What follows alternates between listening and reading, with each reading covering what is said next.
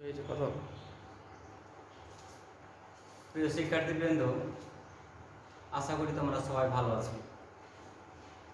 Online ভিত্তিক class আমার ঘর আমার স্কুল প্রোগ্রামে আমি আজকে তোমাদের সপ্তম শ্রেণীর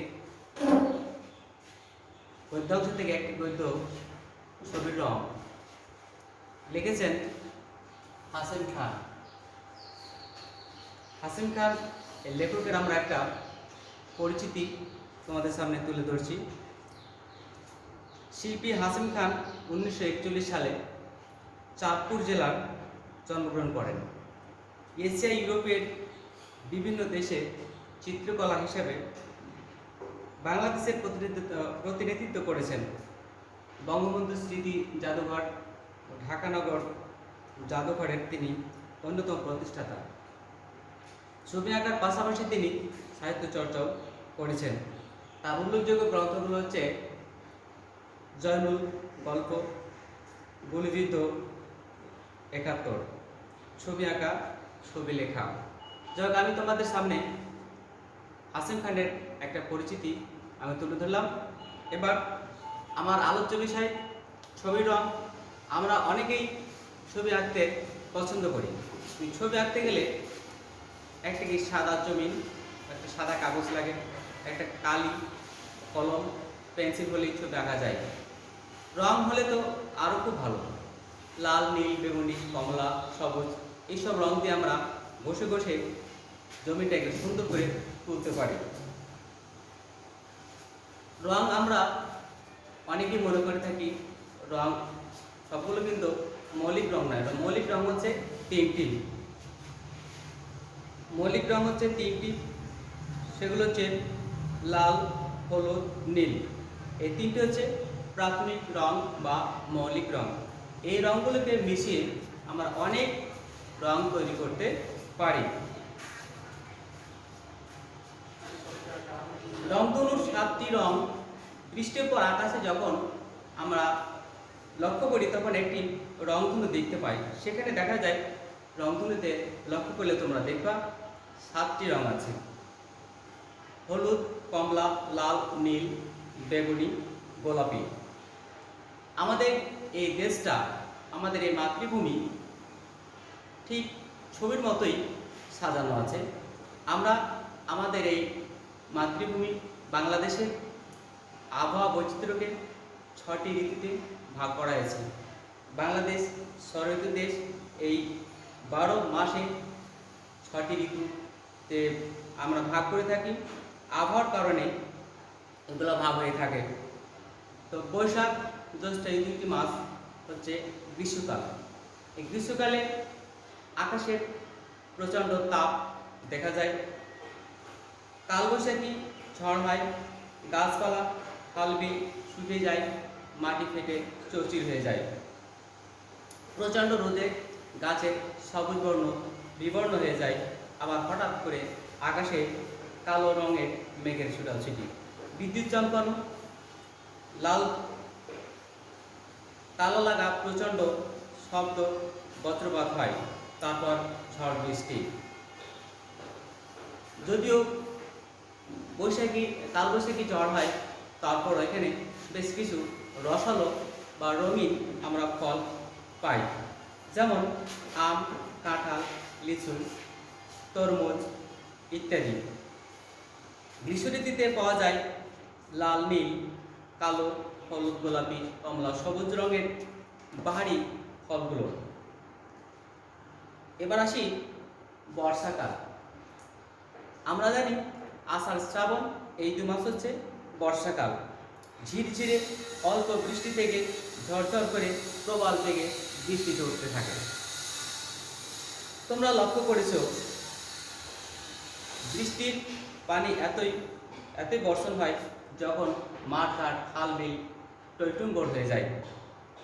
এখানে একটা টইটুম্বর শব্দ আছে। টইটুম্বর শব্দের অর্থ হলো পরিপূর্ণ। পানি পেয়ে গাছপালা হারিয়ে যাওয়া তার সেই রং আবার ফিরে পায়, সতেজতা ফিরে পায়। নানা রঙের সবুজ রঙে ভরে যায় বন জঙ্গল, ধান ক্ষেত, পাট ক্ষেত ইত্যাদি। সাদা কমলা রঙের কদম ফুল এই বর্ষা ঋতুতে আমরা দেখতে পাই। এই ঋতুতে সতেজ সবুজ কচু বনে যখন কমলা রঙের লম্বা লম্বা ফুল চমৎকার দেখতে লাগে, কচু ফুল তরকারি হিসেবেও সুস্বাদু। এই ছিল বর্ষাকালের সংক্ষিপ্ত বর্ণনা। তারপর আছে শরৎকাল। সাদা স্বচ্ছ নীলের ছড়াছড়ি ভাদ্র আশ্বিন এই 2 মাস শরৎকাল। এই সময় বৃষ্টি বসে যায়, সুন্দর নীল আকাশে পেঁজা তোলার মতো গুচ্ছ গুচ্ছ মেঘ ভেসে বেড়ায়। গাছপালা নদী নালা থেকে বের হয়ে আসে নরম সাদা কাশফুল। বেশিরভাগ সময় আমরা এই সময় দেখতে পাই বিলে পুকুরে শাপলা ফুল ফোটে। বেশিরভাগ শাপলা ফুল সাদা লাল শাপলাও আছে, যা দেখতে খুবই সুন্দর। ভরা নদী, খালে সাদা লাল নীল হলুদ বিভিন্ন রঙের পাতলা বা পালতোলা নৌকা চলাচলের দৃশ্য আমাদেরকে মোহনীয় করে তোলে।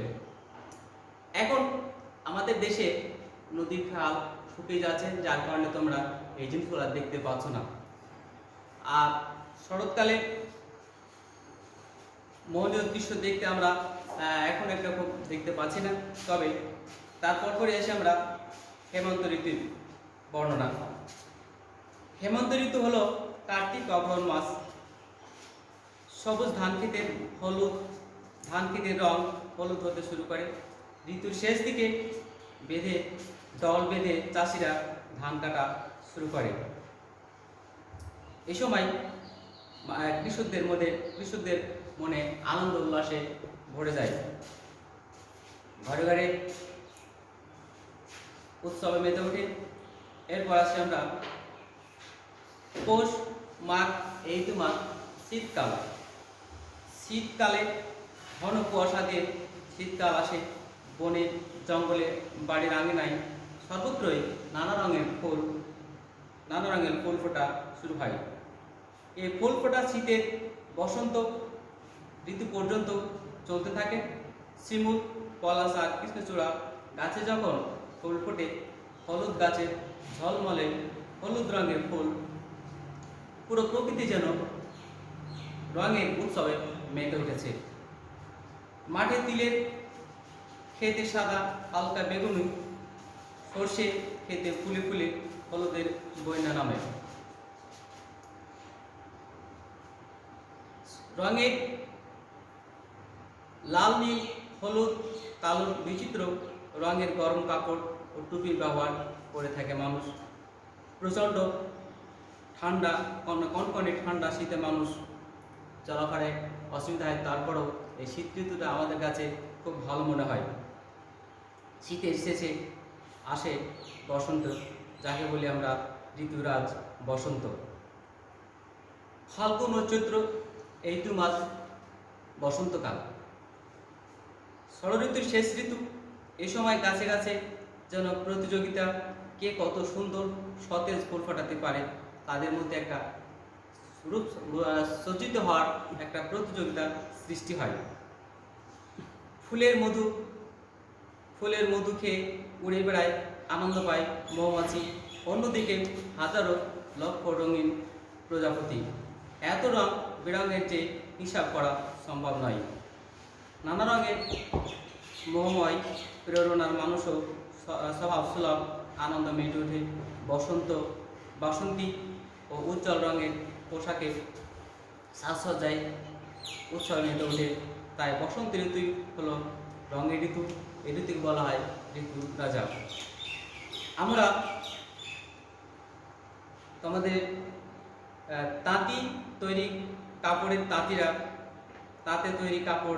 তাঁতিরা এবং ক্ষুদ্র নৃগোষ্ঠীর লোকেরা তাদের তৈরি তাঁতের পোশাকে রঙিন সুতোর বুনটে নানা রঙের ঝলমলে মন কাড়া সব শাড়ি পোশাক বানিয়ে চলেছে। চারুকলা শিক্ষা প্রতিষ্ঠান শিক্ষাপ্রাপ্ত চিত্রশিল্পীদের ছবির সামনে দাঁড়ালে একথাই মনে হয় বাংলাদেশে শিল্পীরা অনেক মুক্ত, সহজ, সাহসী, লাল, নীল, হলুদ, সবুজ, বেগুনি, কমলা, কালো, সাদা রঙকে শিল্পীরা সুন্দরভাবে ছবিতে নকশি কাঁথায়, হাত পাখায়, পুতুলে, হাঁড়ি পাতিলে ব্যবহার করেছেন।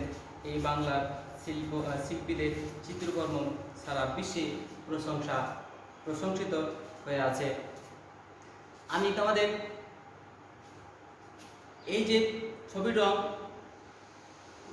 পদ্ধতি তোমাদের সামনে সংক্ষিপ্ত আকারে আলোচনা করলাম। আসলে এই পাঠের উদ্দেশ্যটাই ছিল ঋতু ভেদে বাংলাদেশের যে বিচিত্র সৌন্দর্য সঙ্গে শিক্ষার্থীদেরকে অর্থাৎ তোমাদেরকে পরিচিতি করে তোলা। এই বলে আমি আমার আজকের এই সংক্ষিপ্ত পাঠ তোমাদের সামনে তুলে ধরলাম। আল্লাহ হাফেজ। আল্লাহ তোমাদের সবাই ভালো থাকে, আমি ভালো থাকি।